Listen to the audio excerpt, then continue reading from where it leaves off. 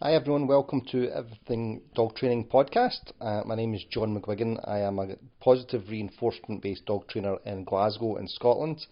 If you're new to the podcast, welcome. I really appreciate you taking time out your schedule to listen to me, especially when there's so much other content available. So thank you for that. And if you are coming back to listen to me, then thank you. Much obliged to you. If you've got any questions about the podcast or anything that you want me to cover, please email me or contact me. You can get me through my socials, which are at Glasgow Dog Trainer on Facebook, Instagram or YouTube. And you can also email me info@glasgowdogtrainer.co.uk. So we do regular episodes. Apologies, Logan's lying in the bed sleeping in the background. I'm going to see if I can get him snoring. Hang on. A couple of snores from the old fella. So we do our regular episodes where I get a guest on or I'll cover a topic, and I also do these Q&A episodes as well, which are kind of not really a bonus, but they're just a little bit separate. So this is a Q&A one today. If you've got any questions, then please ask me. I know that I try and keep the Q&A episodes to round about 40 minutes or so, 40 or 45 minutes. So a lot of the time when I'm asked questions, I don't get to cover all of them, but I do go back and get them for future episodes. So the questions I asked this week, today's the 24th, I think. Yep, 24th of August. So the question I asked today on Facebook and Instagram, I'll be answering them in the next episode, and I'll be covering a few questions which were asked historically. So we've got some good questions to cover today. One, we're talking about pack walks and whether they're good or not. We're talking about, I was asked about trick training, so we'll cover those questions. A good question, and I'm sorry folks, because what I've done is I've cut and pasted them into a note for me, and I've forgotten who's asked me the question. So usually I would give you a shout out for asking the question, so apologies that I've not done that. I've got a question about trying to get a closer off-lead dog, if you like. So can we get our dog ranging closer to us rather than going further away, and some ideas for that. Some questions on the focus game, which I'll talk about. So if you're new to me, I'll talk about the focus game, and there'll be a link in the description on the focus game, and a question about dogs barking at the drive-through. I take it that's at Starbucks drive-through when you're going for a puppuccino. Dogs barking at the drive-through or at the drive-through restaurant, and what we can do about that. So some nice questions to cover today. So first one, are pack walks good for reactivity? Lots of variables on this one. First thing I'm going to look at is the term pack walk. So lots of the time I'm fascinated by language, really fascinated by it. My degree and my background is in science, but one of the most powerful teachers I ever had, one of the most influential teachers I had was Mr. Santangeli, who was my Latin teacher at high school. And I caught up with, we used to call him Santa, so met up with Santa a few years ago, having not been in touch for decades, 30 years, yeah, anyway, okay.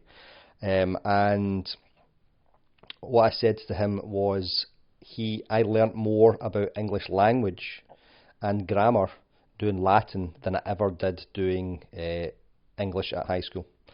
And he wasn't bragging at all. He's a super cool guy, and he said, of course, right? And the reason for that was that he taught grammar, whereas when I did English at both primary school and high school, they'd kind of moved away from teaching grammar as a core part of it. It was more interpretation and more of the literature part, literature, poetry, drama. That's what we get taught in English. Whereas for me, and probably because of my scientific mind, the English language and grammar, they're the kind of rules of our language, and which we construct how we communicate with each other, and that kind of plays more into my scientific mind. So really fascinated by phonetics and things like that. I always have some light-hearted humour about how different countries who speak the same language pronounce things phonetically. So you'll hear me saying this. I will say ah, and that's I suppose they say it quite in the deep south as well, instead of I, as in identifying the first person. So I went to the shops. We might say I went to the shops. Okay, and it's just it's lazy. Okay, but we've all got these things. Scots, the Scots accent is full of them, lots of different ones. Anyway, are pack walks good for reactivity? So the first thing there about it was I would identify as pack walks.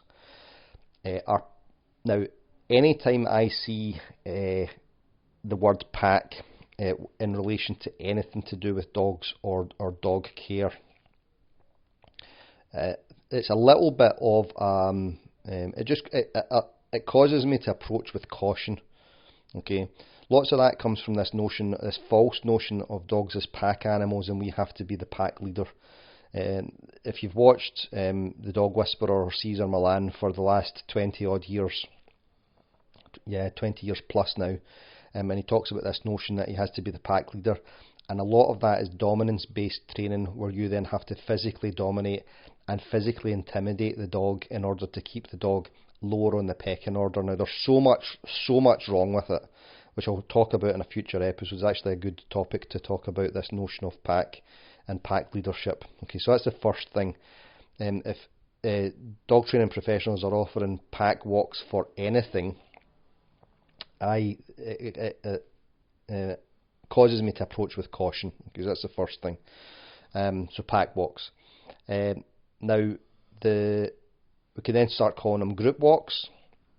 Some people will turn around and say that this is pedantic, and it's semantics over the word pack or group. So yes, the collective term for a group of dogs is a pack of dogs, a pack of wolves, but because of the notion of dogs as pack animals and this collective, which it's not, okay, which I'll talk about in future dates, dogs don't form packs. Okay, so although a group of dogs, we may call it a pack, they don't form a pack the same way as there's a wolf pack. Now, wild dogs, African wild dogs, form packs. There's a pack of wolves. Those generally tend to be family units, and that's not what happens with domestic dogs, even when they're left to be feral, if you like, or as pariah dogs. So if we look at some places in Asia, Africa, and in South America, where we have these village dogs, so in a more kind of rural community, and we have the dogs that are just roaming around. We've got them in some places in Europe as well that have got stray populations. Russia and Romania are two good examples of dogs where there are dogs in cities who are self-sustaining, if you like. Okay, so they don't live with people, they live out on the street, and they form these kind of loose cohesive groups where they go backwards and forwards with each other. So 2 or 3 of them might kind of pal about together for a little bit. One of them will split off and go and join another 2 or 3. The one that group that they've left might get another dog joining them, and so on. So it's a much looser notion rather than this kind of strict pack. Okay, so that's the first thing. Now, are they good for reactivity? Again, with lots of things in dog training, it's going to be it depends. It depends on how they're run. Okay, so if you've got for working with reactivity, I will generally do 1-to-1 for that. I do 1-to-1 training for most of my stuff anyway, but I'll do 1-to-1 for reactivity, and the reason for that is because I want to be watching each dog in moment by moment in relation to what else is going on in the environment. So the client's dog that I'm working with, or the dog that I'm working with, I want to see what they're doing in relation to what's going on in the environment. So that's the first thing. Lots of lots of positive trainers run kind of reactive reactive dog classes, they call them reactive rovers, dog classes or whatever. Usually they are limited to small groups, maybe 4 if the trainer's doing things on their own, and maybe 6 if they're doing them with an assistant. So that those high ratios of trainer or professional to client and client dog are important. So that's the first thing that I would look at. Okay, the next thing I would look at is what skills are we building. What skills are we building, and what do we mean by reactivity? Okay, so reactivity has become a term which has probably become synonymous with aggression. Now, aggression and reactivity, for the purposes of how we explain them or relate them to our dogs, are different. Aggression is where the dog is doing or intending to do harm to the other dog, and a lot of the time, almost all of the time, let's just say for the purpose of this discussion, it's all of the time, the purpose of the dog showing aggressive behaviours is because they want the other dog to go away from them. Okay, so it's a distance increasing behaviour. The dog is, and although that they're fighting and biting the other dog, which means that they have to have proximity, the reason that they're doing that is because they want to drive the other dog away. Okay, so that's aggression, dog aggression. Now you've also got this term of reactivity. Lots of people, dog trainers, probably started, I've been doing this now for, in some way or another, I've been doing it professionally for 17 years coming up, but I've been training my own dogs for over 20 now, and this term reactivity has been there within dog training circles since I started my journey, so that's over 20 years ago, 24 probably. Now, reactivity has become a term where people, I don't want to say my dog's aggressive, so I'll just say they're reactive instead. Okay, so it doesn't really tell us much other than the dog is doing something. Okay, I remember going to a seminar and it wasn't helpful. What the person who was conducting the seminar was saying was all dogs are reactive because they're alive. So Logan is sleeping at my feet just now. I'm sitting in the bed recording this, and he is lying, sleeping at my feet. If I get up and move, then he'll move. So he has reacted to my movement. Logan has, he has kind of tremors when he's sleeping. His body will twitch, sometimes with and sometimes without vocalization as well. So even when he's sleeping, if I go up and soothe him by putting my hand on him or putting my hand in front of his nose so that he can smell me, he is reacting to that change in the environment. So I've changed the environment that he's operating in, and he's reacted to it. So we're all reactive. Okay, this is taking these notions to the nth degree. Okay, now the term reactivity, lots of people just say the dog's reactive. By it, they mean that they're lunging and barking at the end of the lead. But what does the dog want to achieve by that lunging and barking? Do they want more distance from the other dog? So do they want the dog to go further away from them? In the case of aggression, I do not want you to be here, so go away. Or am I frustrated because you're not getting, I see you a dog and I want to go and say hi to you and I can't, so I'm going to react in the only way I know how, by lunging and barking. Okay, and that now looks like a big aggressive and loud display. Okay, so we've got those two things. Now, say for talking's sake, in a pack, one of these pack walks for reactivity, you've got a mixture of those dogs. So you've got dogs that are lunging and barking because they want to go and say hi to the other dog and they want to be closer to the other dog, and you've got dogs that don't want that. Okay, now we've got conflict. Okay, so that's one of the reasons why these pack walks for reactivity are not great. Okay, now I'm going to park that for a second. It doesn't say it's not to say that they don't have their use. Okay, so what might their use be? They might be useful if, and I've done this before, did this several years ago. So I ran a 4-week workshop where the people come in and they learn about, they had aggression issues with their dog, okay, so aggression and reactivity issues with their dog. So they would come in for the lectures in the evening. I would go through a whole bunch of video presentations, and I would give them some ideas to, so they get a greater idea or knowledge of what is going on with their dog, and then I would give them homework of practical exercises to do with their dog. And then we got together for 2 sessions for about an hour long, where they had, with a greater understanding of their dog, and having built some skills with their dog, some other practical skills, we now took those pairings and brought them together, and we had, I think we had 6 people at it, and it was myself and Helen then worked the dogs together. Okay, now we didn't go on a walk though. What we did was we got a big area at the park, a big wide open area, and we got the people to move around that area around themselves and the other dogs. So we did a group activity for aggression and reactivity, but we did it at the dog's pace, and we didn't really go for a walk, all of us go for a walk together.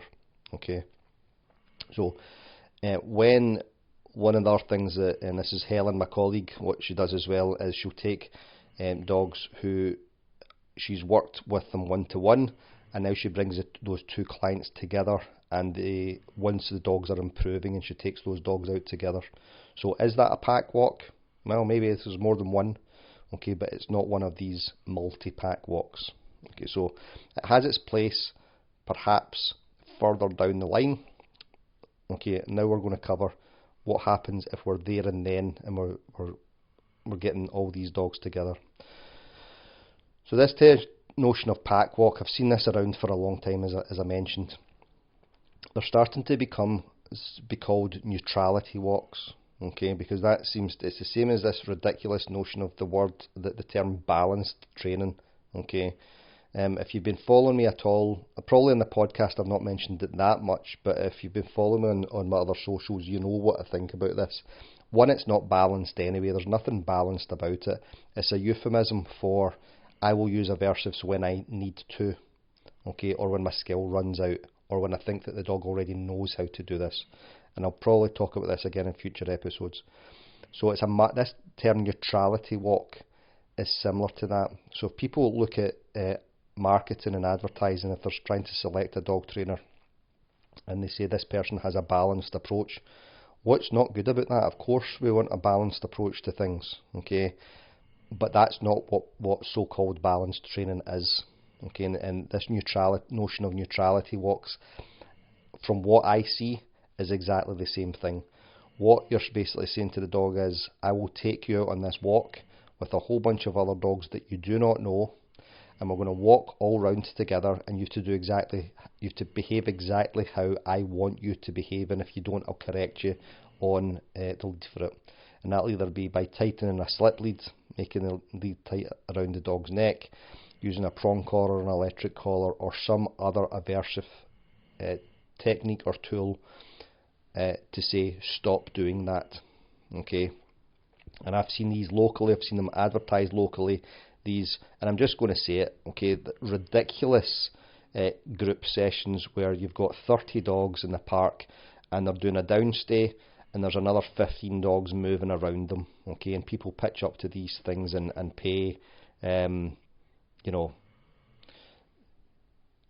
a small amount of money, okay, but an affordable amount of money, okay, and the instructor is then barking out directions to people. Now imagine for me, okay, think of it, I've used this example before, right, so I'm in my 50s now, I was 50 last year, and it took me until I was in my 40s to realise that I do not like nightclubs, okay. Now, I went to nightclubs in my 20s. I stopped going when I was, God, I can't remember the last time I went. Sometime in my early 30s probably, and I went for about an hour. But when I was in my 20s, I would go to nightclubs, and that's where I went because that's where all my friends and that's where all the women were. So we'd go there in order to try and meet somebody, okay? I don't drink, okay, so I don't drink alcohol, and I don't do drugs. And so what would happen is I would go into a nightclub, and I would go into a nightclub, and over the course of the night, so in Scotland the nightclubs close at 3 a.m, they open at about 11 and close at 3. People have been at the pub for a couple of hours beforehand, or at the bar, so by the time, by 3 a.m, people have been drinking for 4 or 5 hours, and what I was being asked to do of myself, okay, what I was doing was putting myself in a position where I was sober and spending time with increasingly drunk people in a loud, busy environment, okay, and that's not what I wanted. So I would usually leave early, and I would be done with the place by 12:30 or 1. And they're not, at the time they weren't cheap to get into. They're still not cheap to get into. Okay, so imagine you take me into that environment, and I want to leave. Okay, at least with the nightclub, I could leave when I wanted to. But imagine you took me there and I wanted to leave, and then I say I want to leave, and I start doing behaviours that say I want to leave, and you start correcting me for it by saying no, you will stay because I'll tether you. And if you start objecting to this, I'm going to suppress all that behaviour with harsh training techniques. Okay, so it's a similar environment to that.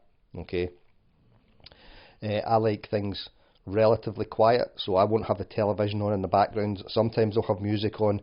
If I'm watching television, I will watch the television, but I don't have that drone of music on or the television in the background in my house when I'm working. It's quiet.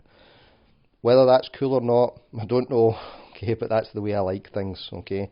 So when we take these dogs out into these neutrality walks or these pack walks for reactivity, lots of the time that we're taking a dog into an environment where they just don't want to be there. This is too hard for me, okay. And I was going to say fortunately there, that's not the right word. Unfortunately for the dog, we have trained our dogs to be so malleable that they just put up with this nonsense from us, okay, because we've been selecting them for hundreds and hundreds of years to do our bidding, okay, and even if they're unhappy about it, to just kind of go on with us. They're totally miraculous beings, but that doesn't mean that we should be doing this, okay. Now, that's not to say that your super social dogs might want to go out and have some good times with their friends, their canine friends. We've got all of these things to consider. So generally, in answer to your question, so long I've been talking now, 20 minutes. Okay, 20 minutes on pack walks for reactivity. Generally, I don't think they're a good idea. That's not to say that there might not be exceptions to those things. Okay, and the last point on that is, imagine we take a dog that is super friendly towards other dogs, but the dog's not allowed to show any interest in these dogs. The dog has to pay attention to you. That's like taking me into the chocolate factory and saying I'm not allowed to eat chocolate. Well, don't take me there then. Right, I want chocolate, okay.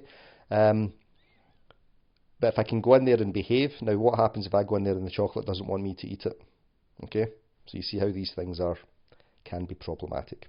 Okay, so I could go on and on and on about that, okay, but what I've talked about is enough on it. Okay, now next question. Is trick training good? Okay, and again, it's another one of these things. Yes and no, or maybe. Alright, now, what are we doing it for, and what is a trick? Okay, so that's the first thing to look at. As far as your dog's concerned, a trick is a behaviour which the dog does in response to a cue from the environment or a signal from the environment, mostly from us.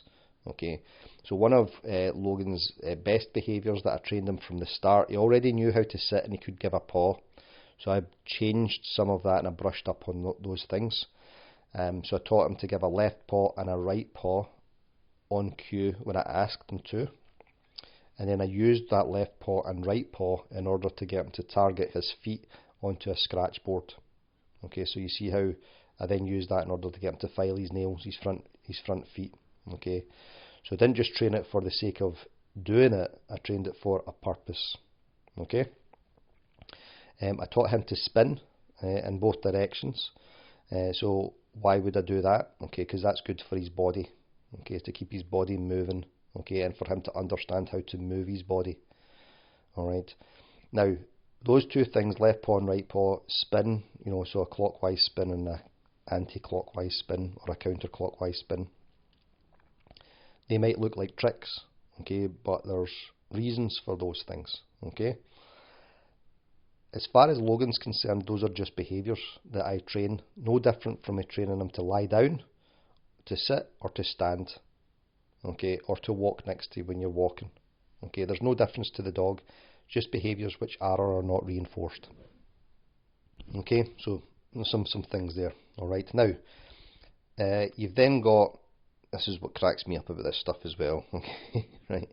So say you've got the more, and this is with a little bit of spice, okay, serious dog sports, okay. So the serious dog sports would be tracking or scent work and the protection work. So they're seen as serious dog sports, and then obedience is seen as quite a serious dog sport, but agility not so much, fly ball not so much, rally obedience and hoopers not so much, trick training not so much. As far as the dog's concerned, they're just the same, okay. They're just behaviours which are trained and reinforced. If I do that behaviour, reinforcement will occur, and if I don't do that behaviour, then reinforcement will not occur, or depending on how you train, if I don't do that behaviour to the standard that you want it to, aversive things will happen until I do, okay. So we've got those things to look at, okay. Now, so the first thing we've got is what to look at here is, what's the purpose of it? Why are you training something? Now, if you're training a bunch of tricks, so say for talking's sake, we want to train the dog to pick up one of their toys and put them in the basket. Okay? Yeah, cool. That's a good thing to do. Now, why is that good to do? It's good because it helps you clean up. To me, that's not a good enough reason, okay, to get your dog cleaning up after them. Not a good enough reason. The better reasons might be in order to stimulate their brain and their body. So we're getting our dog to move in different ways, move in different directions, work out how to approach that toy from different directions, pick it up, go and put it into the toy box and then release it. So we've got 3 overall behaviours there. Approach the toy, pick the toy up, approach the box and drop it. So 4. Okay, we've got 4 behaviours there.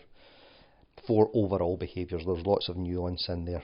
Okay, now to teach that's 4 behaviours. In order to teach that to fluency, yep, that would be pretty decent training if you're using positive reinforcement. Then you've got the dog generalising from there, that it is pick up all the objects that you're asking them to, not just the ball or the Kong or the tug toy or the fluffy duck or whatever. Okay, so the dog's now like that, pick that one up, okay, and pick that one up. So we're starting to teach the dog some sort of discrimination there, which is also good. Alright? Teaching the dog to spin, to sit, to lie down, to target their front paws or their back paws. All good things trained with positive reinforcement. And I'll further expand on training with positive reinforcement in a second. Okay, all good things. Now, we've then got one of the things that I will look at is I'm never going to demean the dog. Never ever ever going to teach the dog anything to demean them. Okay, so if it's for our fancy and not to do with not the dog's advantage, okay, I won't train it. So I saw a really nice video on Instagram the other day, and it showed you, it's one of these kind of like a hungry hippo type thing, right? So it's a plastic toy, and if you press the bottom, I think it was a crocodile. If you press the bottom teeth, the top teeth snap. Okay. Now it's a golden retriever that was doing it, and I'm sitting watching it because I always look at these videos with this. I look through the eye of a trainer's lens, but also try and look through the dog's position on this. So just because we can train something and the dog is doing it doesn't mean that it's okay. So if we're laughing, if it's causing us to laugh, are we laughing at our dog or are we laughing with the dog? Good example of that. Dogs have feelings and emotions. Years ago when I was a young teenager, my family members had a dog, a terrier, and the dog went in for his first haircut.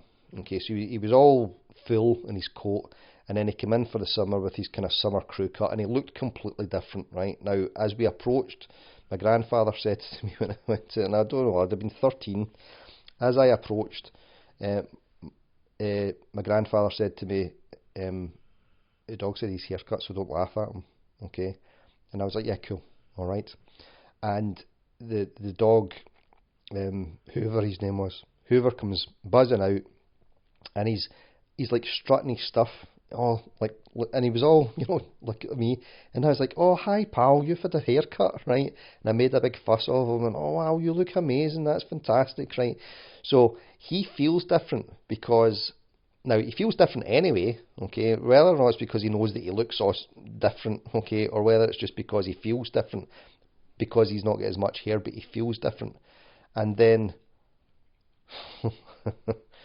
another family member came in, and he walked around the corner, he burst out laughing and pointed at him, and the dog turned and ran away from him and sulked. Okay, not cool. He was laughing at him. Okay, this clown was laughing at him. He wasn't laughing with him. Now, Logan does some funny, cool behaviours, so I was out with him earlier on.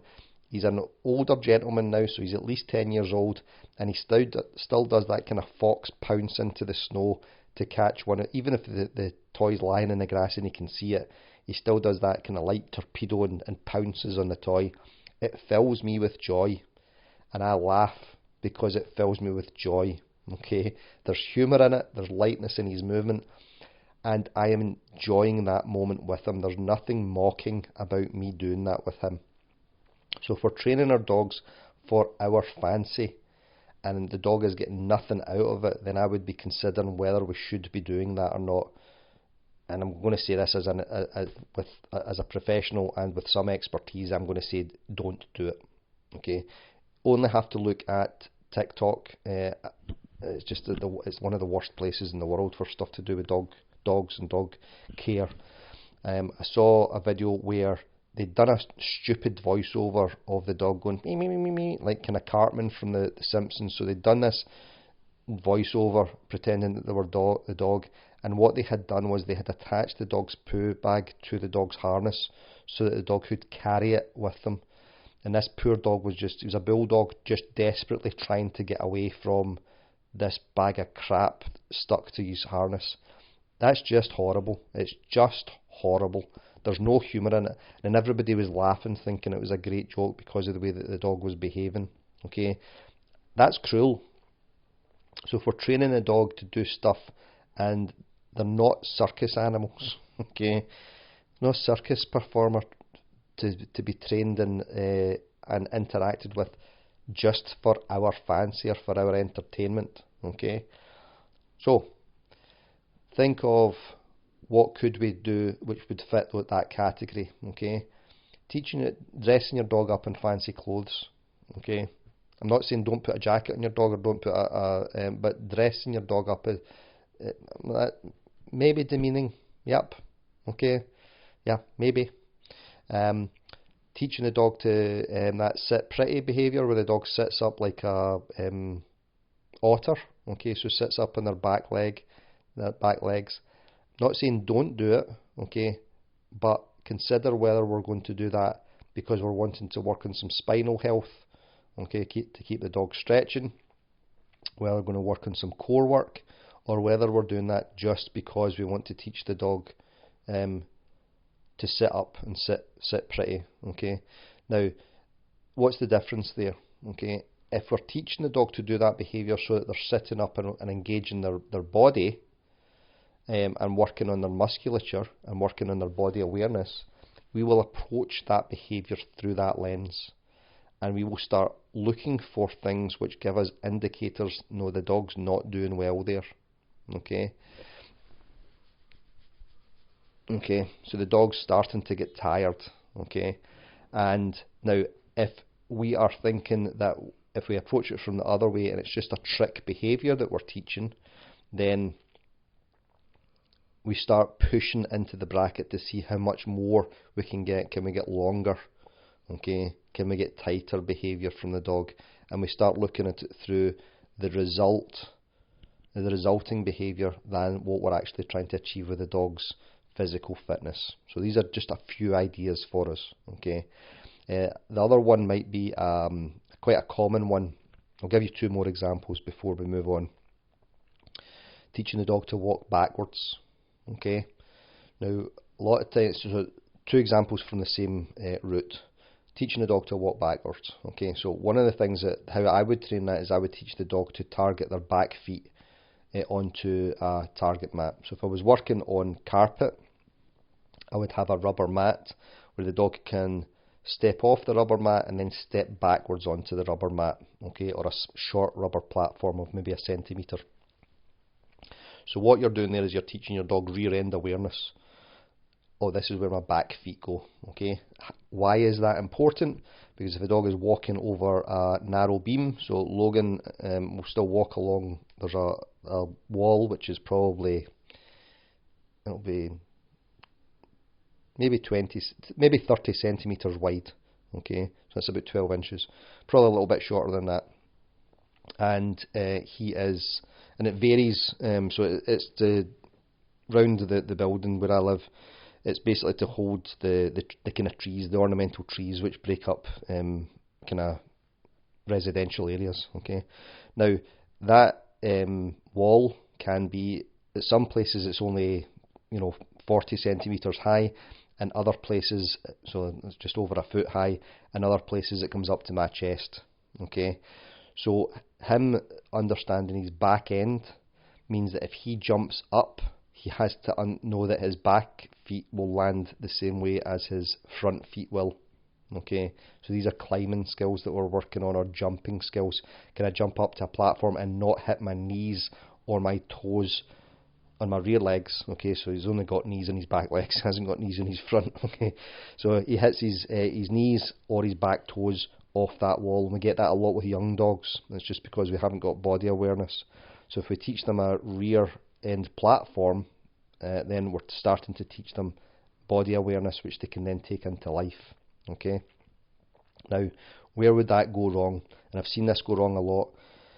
When I was learning how to do this stuff, one of the tutors that taught me was saying that look at how a dog behaves naturally and build on that. Okay, so looking at that sit pretty example, okay, would your dog ever sit pretty like that, sit up in the back end, like an otter or a circus sea lion? And the answer is no. I don't think I've ever seen a dog doing it naturally, maybe once or twice. Okay, so that's not a behaviour that I would look to train. Okay, when have you ever seen a dog doing a handstand naturally? Okay, no. But what I've seen a lot is when people train a rear end target, what they then do is they then start lifting that platform up. So instead of it being, I'll use centimetres. So if you're in the US listening to this, I know that your likelihood you know what a centimetre looks like. Okay, but 2.5 centimetres is an inch, and 30 centimetres is a foot. Okay, and 100 centimetres is 39 inches, something like that. Okay. So we start with the platform being 2 centimetres high, and the dog steps backwards onto that. Then we make it 4 centimetres, and the dog steps onto that, and we start increasing that until the dog is walking backwards up the wall. Okay. Now, even if we're doing that carefully, that's still not a natural behaviour for the dog to do, is to walk backwards into a handstand. They might need shoulder strength, so in fact they do need shoulder strength for jumping off things. So if I'm jumping from a higher plane onto a lower plane, that's all shoulder, upper back and chest muscles that they're using. So you might be developing those from there, but the dog doesn't hold that position. If you look at your dog jumping off a bed, they might step off the bed, stretch, and then step forward with their back legs. So Logan does that if he comes off the bed. Steps forward with his front feet onto the ground. His back end is still on the couch or on the bed, and he may or may not stretch before he steps off. But he's never going to do that with his backside considerably higher than his front end. Okay, so just because we can do these behaviours doesn't mean we should. Okay, things to consider. Another one that you see is, which I'm going to do some video content on this, is teaching the dog to walk backwards by putting a treat on their nose and moving the treat back towards the dog's chest. Think of when you go to step backwards, you step backwards by, it's your hip, it's actually, your hips will move first, so you'll get a pelvic tilt to take some weight off your heels, and your heels will move first, okay, which means that the weight has to be on the ball of your foot, okay. You can try this just now, or if you're driving or you're on the bus, try it when you stop, okay. Take a step backwards and feel how you move. Your pelvis will tilt forwards first, so you push your butt back very slightly. That's to put the weight on the balls of your feet, okay, and then you lift one of your heels and you step that heel backwards, and then the rest of your foot joins us, okay. So if you're to step back naturally, it's done from your hips. If somebody walks forward with their hand towards your face and pushes you backwards spatially without touching you, your head and your shoulders go back first, okay. So you can try this again, and you'll feel some strain on your lower back. And what's happening there is your butts, your back end, your hips, your lower back are trying to get back underneath your shoulders so that you can walk back naturally. Okay? So those are the two ways that we can walk backwards. One of them is pleasant, one of them is not. If you watch a dog walking backwards, taking a step backwards, I do this with Logan. If I walk into the kitchen and he's standing behind me and I need to get past him, I step back and wait for him to move backwards on his own, or move forwards and turn round in a circle. If I walk into his space, he basically tries to shuffle backwards, and it's like him doing a tap dance, trying to get out of my way, because what I'm doing there is I'm pushing into his space, and he is trying to get out of that space that I'm pushing into. I don't do that, okay? I have been aware of that since before I got him, so that's not how I move, okay? I'll do some content as well. I'll do a future episode on talking about how we move around our dogs.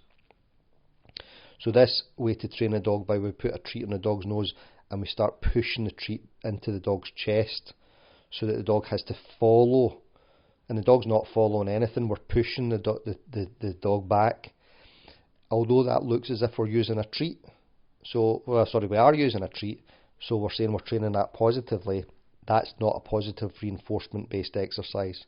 That's negative reinforcement, because the dog is trying to get backwards to get the treat through spatial pressure and then take the treat. So it's a negative reinforcement trained behaviour with a treat at the end. It can go back into positive reinforcement trained behaviour once the dog gets the hang of it, okay? But that's not how we started it. And if we're positive reinforcement trainers or owners or guardians or groomers, it's let's look at these things from the start, okay? And we can get lots of really cool behaviour. The dog is going back at speed, but it started with this movement of pushing the treat into the dogs. And it might be gentle, okay? But we're still pushing the treat into the dog's chest. Okay, so let's move on to the next one. Okay, next question we've got is a person who's asked that their dog off lead has a really good recall, but the dog is roaming further away from where they would like the dog to roam. So basically what's happened is they prefer that the dog remained closer to them. From the description and the question, it looks as if it's rural. It's a German pointer, and the person is looking to do some hunting training with them later, okay, or the dog's been prepared to do hunt training later. So dogs got good check-ins, but not doing them automatically. Everything that the person's asked is, they've said are along the right lines. I think it's just a matter of keeping doing this. So what they've tried is they've had a dog, they've had a long line in a dog which is between 15 and 30 feet.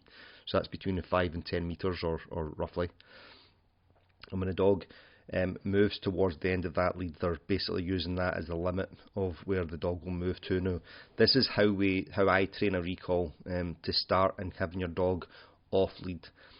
So the long line is the bridge between getting your dog on lead and off lead. Okay, and it's a really, really, really useful tool. It's completely different from using a flexi lead, entirely different. And the reason it's different is because we can keep tension off a long line, whereas we can't really keep tension off a flexi lead in any meaningful way. And The long line allows us to use our hands well because the dog can trail the lead, or we can hold the lead fairly naturally. Whereas a flexi lead, we're having to hold the contraption that the feeds has the spring in it. Okay, so that kind of pistol grip that we'd have the flexi lead for. It's one of the many reasons why I don't use flexi leads. So what we do with this is that as the dog moves towards the end of the distance that we want to allow them to have, is we start putting them under verbal control. So say the dog's on a 10 metre lead, they start moving out towards the end of the lead, and before they run out of lead, okay, before that lead goes tight, we then say to them, wait there pal, okay, and then we stop them. Okay, now go back a stage, we stand still first, wait there, and then we stop them. So wait there predicts that us standing still predicts that we say wait there. Wait there predicts that the dog is going to run out of line physically, so we physically stop the dog. And if we're using good lead handling and the dog is on a harness, we're minimising any force that we're using on the dog's body. So we stand still, wait there, and stop the dog.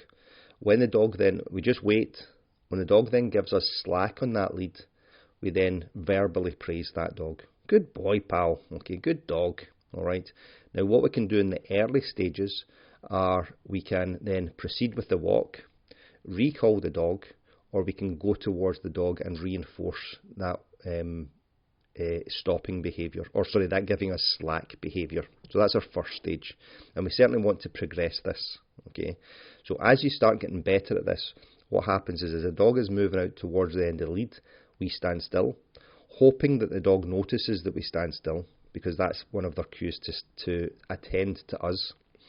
If the dog doesn't stand still or doesn't stop when we stand still, and it happens within a second or so, we're making nice, quick but not rushed assessments on what's going to happen with our dog. So we stand still, the dog doesn't stand still or respond to our standing still, and we say, wait there.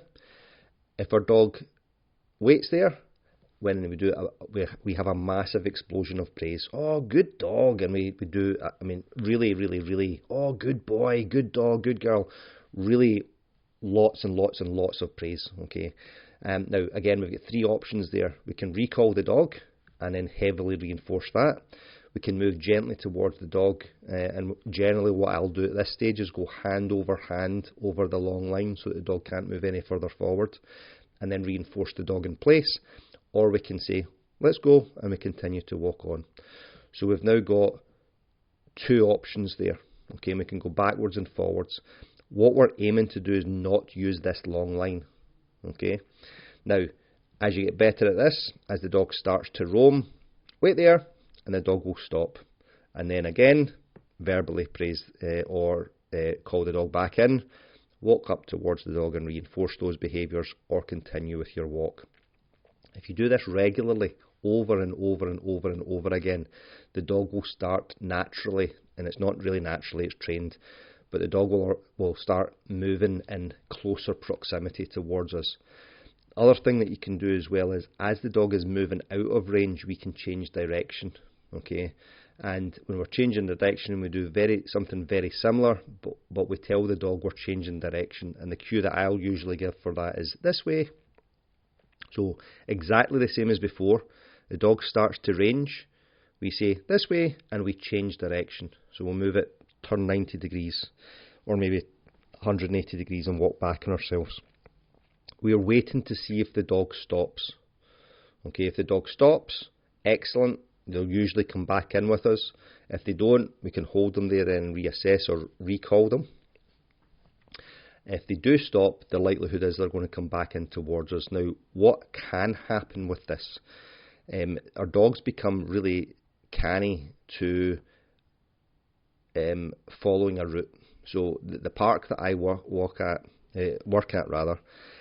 has paths, and lots of people will take the same route round that path each and every day.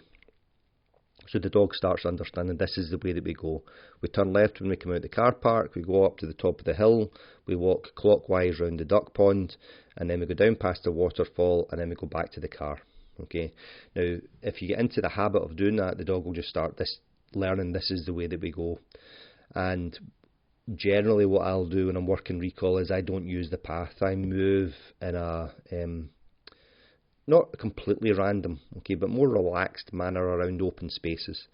And if you start doing this, it'll teach the dog, oh, we're not just I have to check in with you to make sure that I am continuing sorry, put my teeth back in. I am continuing to go forward in the direction that you're going in, and you might change direction.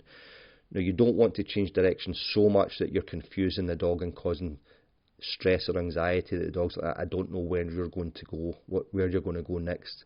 But this is working in an open space and moving with your dog. The same as I always think that when we're working this, it's that film, I don't know what the original film is from, I should really look it up, but it's they show it in the film The Green Mile with Tom Hanks, about the prisoner who's been unlawfully convicted and is on death row, and he's watching, as one of his final kind of wishes, he's watching a movie with Ginger Rogers and Fred Astaire, and it's a massive soundstage, and they're just moving, dancing over the soundstage, and it's not a path, they're just moving through that environment. So generally I'll try and move, think of if you're just drawing on a piece of paper and you were just moving that pen around in a kind of random and flowing way. So if we walk into an open space and start working with our dog like that, it generally helps. Okay, and there's a lot of detail in the question, but hopefully that will give you some things to go on. Okay, all right. Now, last question. It's on the focus game. So I said I'll link the link to the focus game in the comments. I think I said at the top of the hour, if you were to do one thing with your dog in their life, it would be to ace this. It's not an expensive course. It's only, I think it's like £15 or something like that, which is about $18 US. It's not expensive, and there's lots of detail in it. I work through this with so many of my clients, a version of it with all clients for pretty much all problems. Okay, so the person has bought the person who's asking the question has bought this question. Sorry, has bought the course and is working through it, and they're asking how to expand on it. So I'll read the question out.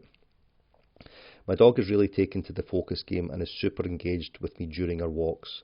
My question is, how does the focus game evolve? Now that the weather is warmer, my dog has started pausing in the shade under just about every tree and lying down to rest. I'm happy to just stand there with him as I can use the rest as well. He looks up, expecting his treats, and I place between his paws. Usually I give 3 or 4 treats, one at a time, and then say all done. He will then stand and start walking again until the next tree and shade, and then he looks at me for a treat. He'll sit down and then lie down without a cue and then look at me for a treat. Sometimes I just look at him and smile and hang out. Sometimes I scatter a few in the grass and let him sniff and find them. We walk for about 45 minutes to an hour through the neighbourhood, which is park-like, with lots of trees and grass and the sidewalks. We sometimes meet other dogs on leash, and most of whom he knows and interacts with well. I have become friendly with my neighbours, and he will wait there quietly as we have a brief chat. On other days of the week it's quieter. I try to save some treats for the end of the walk, where we stop at a small park with benches to rest. It's pleasant routine for us, but I wonder if he's too focused on the treats and I'm overdoing it. What do we do next? Okay, so there's a few things to pick apart there. If your dog, there's a couple of things. If you're going from tree to tree and shady area to shady area, and I know it's towards the end of the summer now, end of August, and you probably asked this question a little while ago, but it's useful just to work in and apply this concept for lots of things, is why your dog is lying down. Are they lying down because you're training them to lie down under the shade, or are you training them to lie down because when they lie down, the function of that behaviour is the treats? Okay, so what I would do with that dog is you're acing everything, and then I would start not using the food so much. Okay, so the reason the focus game is there is to build a dog who wants to be with you, and you're able to ask your dog questions. And I don't want to go into too much detail because it's a paid for course, and It's lots of really good information which is easily available to you for a low price. If your dog's lying down, I would just chill and wait with them. Okay, maybe offer them water, and then after 30 seconds or a minute, I would start walking with them and ask them if they want to go. Okay, now if they start moving with you, offer a treat at that stage, because what we're now saying is if you lie down or move with me, those behaviours access food. Okay, if it's just a rest that the dog that needs, you're giving the dog that rest and then moving on with your walk. Okay, so if we become so rigid in what we're doing, and there's nothing really wrong with it, okay, from what you're saying, okay, you're using food well here, but what we want to be doing generally is building a variety of reinforcers. And from what you've described here is you've used your food well to get the behaviour going, and we can now start phasing that out. If you start seeing a decrease in the dog's motivation to be with you, then I would fade some of it back in again. But there's Ian Dunbar, who I learned a lot of my stuff from. He was talking about in some of his content recently about the use of food, and I've thought this for a long time. We use food too sparingly at the start.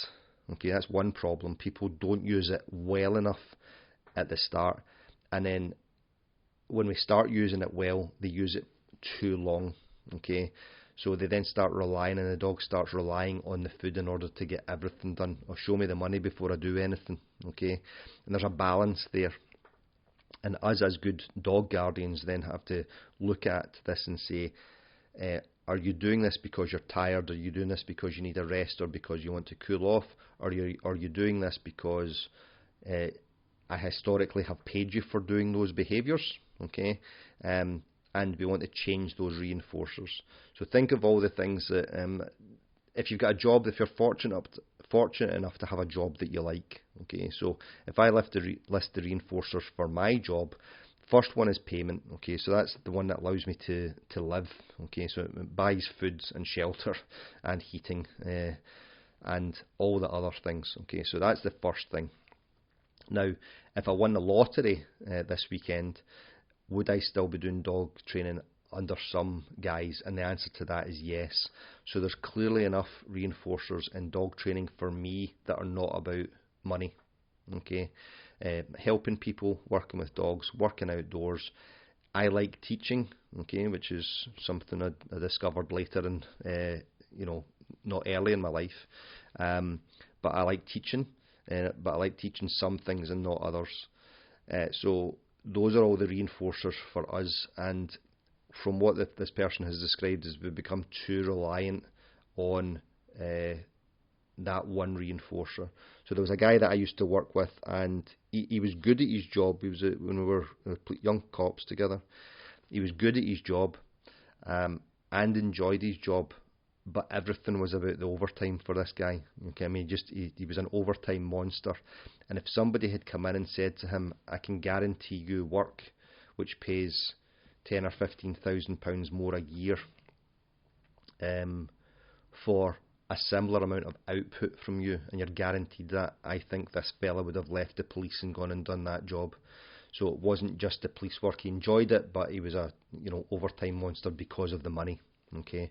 And when we rely on treats too much, it kind of becomes that show me the money, show me the money. And for an enriched life with our dog, we want to be building a variety of reinforcers, which this person sounds like they're doing. Okay, because she says at the bottom it's a pleasant routine for us, but I wonder if he's too focused on the treats and I'm overdoing it. So we just start phasing them out a little bit and seeing how you get on. Okay, there's a lot of nuance in that. There's a lot of nuance in that, and if you're starting your journey with your dog, or you're wondering where to start bringing the food out, start phasing the food out. It's not phasing out reinforcement. Okay, I remember at a seminar somebody said, well, it's this notion of intermittent reinforcement, which we'll cover in another lesson or another podcast, where you only pay sometimes. And somebody said, but what do you do when the dog recalls anyway? So if your dog comes back to you and called, what do you do? Well, you act or are pleased. Okay, so you smile and you tell the dog they're doing well, and you give them a pet and they're scratching their chest, and a massage behind their ears. Okay, and you speak to them kindly, and you've got soft body language. So all of those things are potentially reinforcing for that behaviour if we train them properly. So that what you've got there is reinforcement variety. Sometimes it's food, sometimes it's a game of tug, sometimes it's to throw the ball, sometimes it's kind words and affection from us, sometimes it's a continuation of the walk, or sometimes it's some or one of all of them, but we've got all of them available which we can use, and there's rarely an excuse or a reason not to use one of them. Okay, so building a variety of reinforcers. So we'll finish up there, guys. Great questions. Okay, so thank you for that. Lots to get into, and I could have fully expanded on each of those much greater, but try and keep in the succinct and relatable to lots of other issues. If you are, remember when you're listening to this stuff, think of how we apply these things to our own problems with our issues that we're having with our dogs. So don't just wait to hear, but you didn't mention my problem specifically with my specific dog in my specific area, and think about the principles of these. Okay, much love to you. Catch you next time.